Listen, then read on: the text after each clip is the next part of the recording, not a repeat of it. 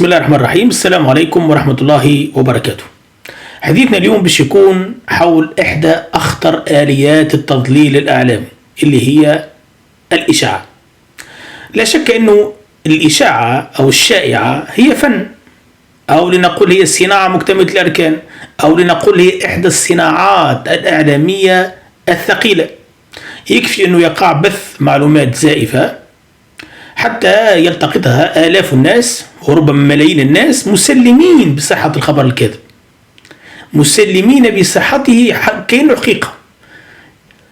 فإذا أطلقت مؤسسة إعلامية كذبة معينة يتلقفها قطاع واسع من الجمهور، سواء بشكل مباشر أو عبر نقل أي بشكل غير مباشر، واللي باش يجي من بعد للنفي والتكذيب وحتى للتنسيب باش يلقى بضع مئات يوصل لهم نص التكذيب، والآلاف اللي ماهوش باش يوصل لهم نص التكذيب أصلا، وعدد أقل بكثير يصدق اللي يخرج باش ينفي ويكذب. علاش؟ خاطر معظمنا نزاع بطبيعته إلى تصديق ناقل الخبر أو لسان الاتهام. طبعا أكثر من أصحاب الردود والتعقيبات أو لسان الدفاع، خاصة مع ذلك الاستنكاف الكلاسيكي من العبارة الشهيرة خرج كلامي من سياقه. تردد الجملة هذه خلى برشا ناس يفكروا برشا قبل ما يصدقوا من ينفي أو من يكذب. والقابلية للتصديق هذه تتعزز مع ظاهرة تتسمى الانحياز التأكيدي أو تحامل التأكيد، عندما يجد المتلقي في الخبر المغالطة أو الخبر المغالطي ما يخدم الرؤى متاعه وأحكامه المسبقة. فتكون الشائعة بذلك قد فعلت فعلها في الوعي واللاوعي، خاصة إذا كان ثم في الواقع ما يدعو فعلا إلى تصديق تلك الأكاذيب. نعطيكم مثال بسيط. وقت اللي انتشرت كذبة توفيق بن بريك حول المرزوقي السكير، كان الاختلاق هذايا منسجم ابتداء مع التصنيف الإيديولوجي للرئيس الأسبق بصفته شخصية غير إسلامية، ومتناغم زادة مع بعض تصرفاته ونظراته الغريبة بين قوسين اللي توحي بالتشتت والضياع. وبالتالي أي حديث على عبثية إطلاق ترهات فجة قابل للنقد في اليوم الموالي هو توصيف غلط أو تشخيص غلط، أو على الأقل هو تشخيص غير دقيق، خاطر احنا هنا قدام عملية معقدة تحقق أهدافها النفسية والذهنية في ذلك الفاصل الزمني القصير بين اختلاق الشائعة وبين ظهور الحقيقة. وكما يقول أحدهم يظل تشرشل، في الوقت الذي تتهيأ فيه الحقيقة لارتداء ثيابها تكون الشائعة قد انتشرت وملأت الآفاق. هذا هو الإشكال الكبير في آلية انتشار الكذبة. ولعله من المفيد أنه نلفت الانتباه هنا إلى عبارة انطباعية شهيرة. فما عبارة انطباعية تتردد برشا يعول عليها كثيرا عند نشر الشائعة الهزلية بين قوسين اللي هي ما فماش دخان من غير نار. الجملة هذه تبدو وجيهة تماما ولا تخلو من منطقية، لكن في السياق اللي نحكيه عليه، سياق التضليل الإعلامي، هنا يولي بهذا المعنى الانطباعي ترد الشائعة على التفصيل وتقبل بالجملة. كيفاش؟ تنزيلا على أسطورة مثلا يخت سمير ديلو، فإنه لسان مقال أو حال الضحية ضحية القصف التضليلي سيردد بكل بساطة ما فماش دخان من غير نار. إذا كان سمير ديلو ما عندوش يخت باش يعرضوا للكراء مثلا، فهو بالتأكيد سرق برشا فلوس. علاش؟ بدليل استهدافه بشائعات من النوع هذا. شوف كيفاش يعني فماش دخان من غير نار. هذه الجملة هذه الانطباعية وين توصلنا في نهاية الأمر إلى قبول الشائعة، لكن بطريقة أخرى ولو بمعنى آخر، لكن في نفس الاتجاه اللي هو سرقة الكثير من المال. أكثر من هكا، أحيانا يتم إطلاق الإشاعة بحضور ضحية الإشاعة نفسه، وذا غالبا يصير من خلال كرونيكور متمرس في الخطابة والمسرحة، اللي يغزل الضيف المفترى عليه في عينيه ويقول له انت عملت وعملت. وهنا المتفرج العادي باش يقبل كلام الكرونيكور حتى لو نفى الضيف التهمة. علاش؟ خاطر المشاهد العامي شكلاني، وكثيرا ما يزهد في طلب التفاصيل وسماع الطرفين بعقل بارد وما إلى ذلك. المشاهد باش يقول بكل بساطة لو كان الكرونيكور يكذب ما يقولها لوش هكاكا في وجهه، ما بينه قالها له في وجهه هكاكا أكيد عنده الحق، ماهوش يكذب عليه. هكا يخمر المشاهد العام المتفرج العادي. واللي لازمنا نشوفوه زادا هو أنه إغراق الفضاء الافتراضي بالإشاعات كثيرا ما يكون محاولة للتشويش على قضية أو قضايا مفصلية خطيرة قيد التداول والتدارس العام. وقتها باش تظهر جميع الأخبار ذات العلاقة بالقضية أو بالقضايا المهمة محل شك وارتياب بسبب فائض الأخبار الزائفة. على كل حال اللي لازمنا نتذكروه ديما واحنا نشتبكوا بالتعاطي الإعلامي الشائع مع الأحداث الساخنة والحارقة هو قول جوبلز التقعيدي الشهير. طبعا جوبلز هو وزير إعلام النازية، وزير الإعلام في عهد هتلر. اكذبوا فلا بد أن يعلق شيء بأذهان الجماهير. هذه القاعدة هي مفصلية في الحقيقة في التضليل الإعلامي، جوهرية. فما زاد ما يسمى قانون الهمس، وهو إحدى القواعد الساخرة اللي تعكس واحدة من أكثر أساليب التضليل الإعلامي فعالية. يقول قانون هذا سيصدق الناس كل ما تقوله إذا همست لهم به.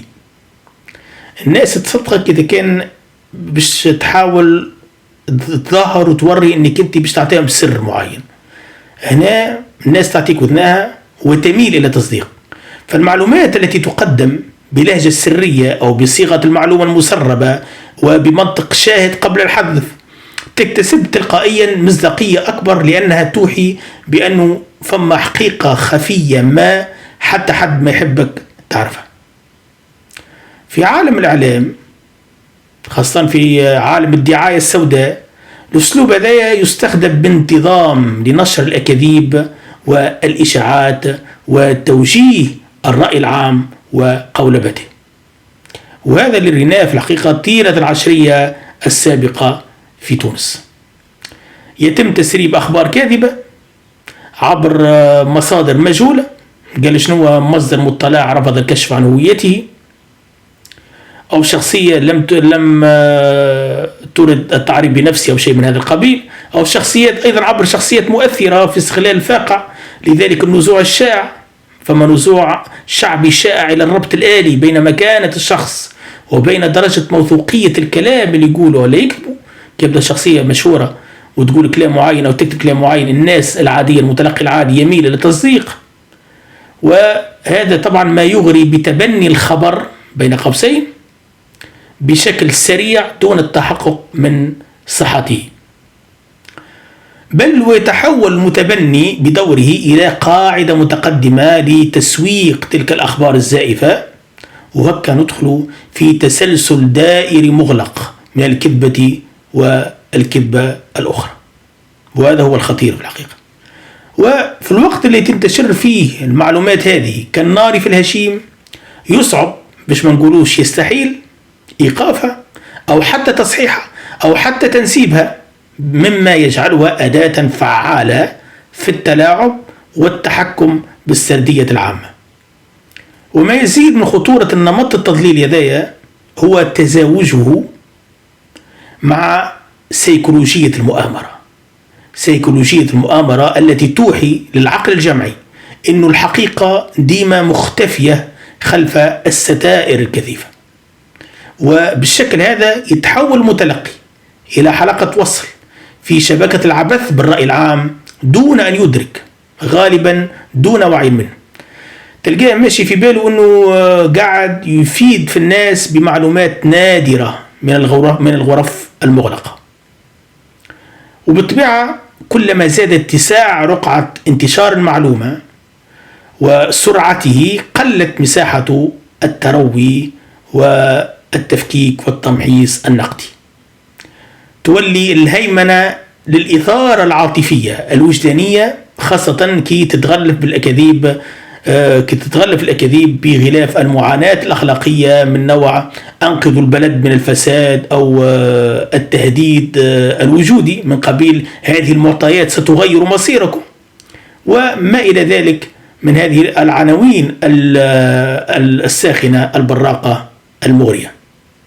والأخطر من هذا الكل هو أنه الآلية ذي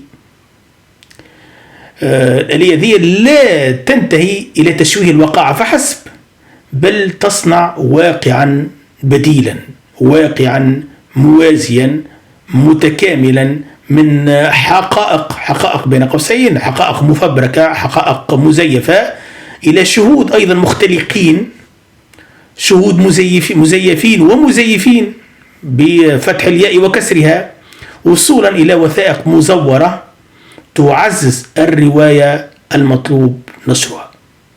وهنا تبدو الإحالة واضحة طبعا على جون بودريار ومفهومي المحاكاة وفرض الواقع إيبر رياليتي. أنا أميل إلى ترجمة إيبر رياليتي بهياج الواقع أو هياج الحقيقة. وهكا يحول قانون الهمس العوام من ضحايا مذنبين يشاركوا بثقلهم في الجريمة بشكل سريالي، بشكل تراجيدي إن صح التعبير. السؤال هنا شنو هو الحل بطبيعة الحال؟ ما الحل؟ ما العمل؟ السؤال اللينيني الشهير.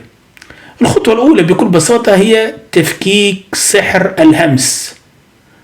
كيفاش نفكوا سحر الهمس؟ هو عبر التساؤل النقدي. لا مناص لنا من التساؤل النقدي، لازمنا نتعودوا على تساؤلات روتينية من قبيل من المستفيد، أين الدليل الملموس، إلى آخره.